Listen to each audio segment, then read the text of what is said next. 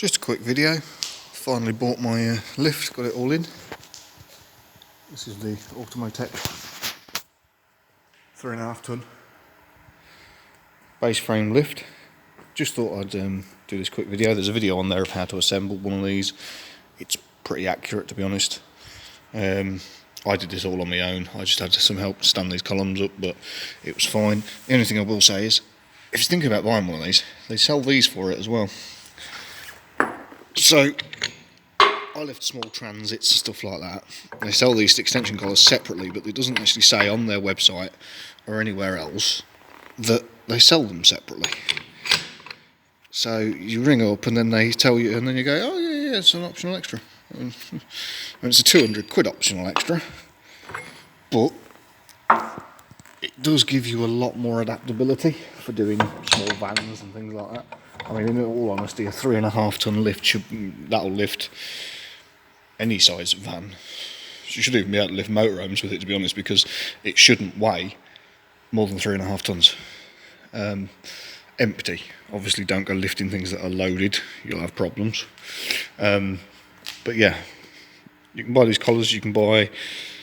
Basically, I bought these as a kit because it works out cheaper. But you can buy these 90mm extensions or the 140mm extensions separately, £85 a set. Or you can buy them all together and it works out with postage and VAT, I think it was £90. Obviously got the power unit here.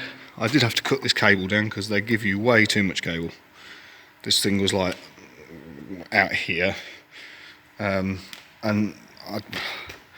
I thought this was much neater going like that, which is nice of them because they give you all the crimped terminals on the end. But then the cable's massively long, so those crimped terminals are no use because you cut them off. Oh well, what can you do?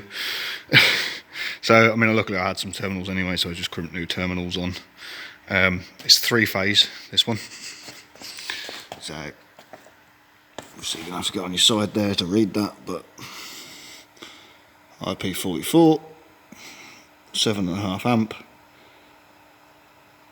2,850 RPM, 50 Hertz, 380 volt,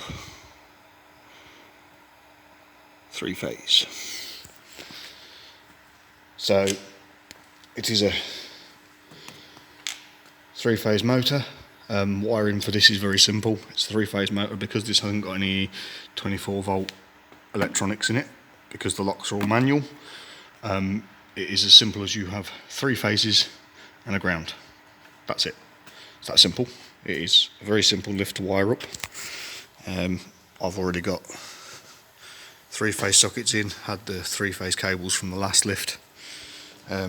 This thing's got massive bolts. You have to hit these nails in the top to lock them in, and there's 12 of them. That's ridiculous, really. There's 12 of these, but there's only 5 of these on each column. So it's definitely not going anywhere. You've got these nice bits to drive over. Now, obviously you could take these off if you ever wanted to. Thing I will mention as well, in the photos, it doesn't look like it and nobody actually points it out, but these are symmetrical lifts, so all these arms are the same length, and so are the posts on the end.